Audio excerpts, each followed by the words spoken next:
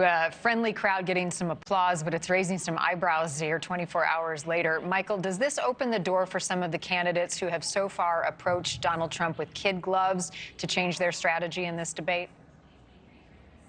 Hey, Marni, I absolutely think that's a possibility. That's somewhat of a striking comment coming from the former president, especially, as you mentioned, as we're on the heels of those Iowa caucuses, and he remains at the top of the Republican presidential primary field. I'll note tonight, regardless of what Trump says, I think is a make-or-break moment for these four candidates, all coming to the stage, all trailing former President Trump by large numbers, but still saying that they are viable alternatives for him. They would be better presidents for him. This is going to be the last time that they are on the debate stage together before Iowa, the last time they have to, challenge each other's policy positions, respond to each other, react to one another. So regardless of what Trump says, obviously he won't be in the room tonight for that debate. It's going to be make or break for these four candidates. A, it's the last debate before the primaries, and B, Iowa is just weeks away. Right, 40 days away. The criticism against Governor DeSantis has been, did he do enough to establish himself as a clear alternative, or did he wait too long? Is that fair?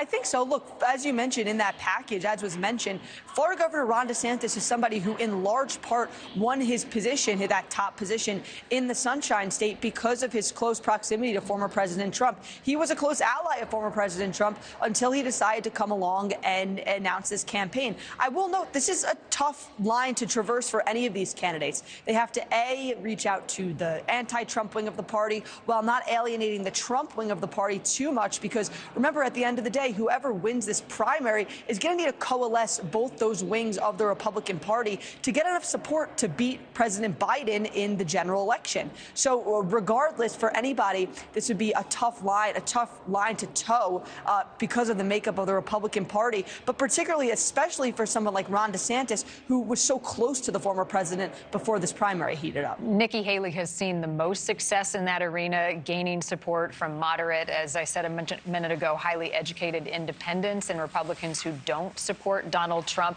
What are you expecting from her tonight to continue to grow and gain momentum that she has seen after previous debates?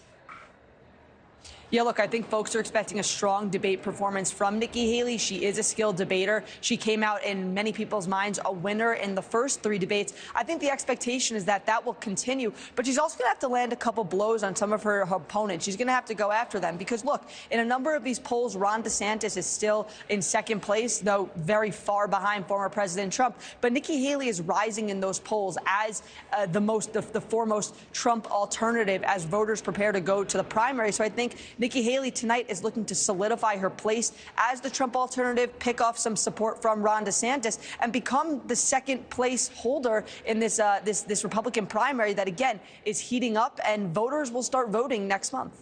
And also looking for their moments tonight, former New Jersey Governor Chris Christie and Vivek Ramaswamy, four on the stage. Michael Schnell at the Capitol, good to see you. Thank you for your time. Thank you for watching. Go to newsnationnow.com to find NewsNation on your television provider. And don't forget to click the red subscribe button below to get more of NewsNation's fact-driven, unbiased coverage.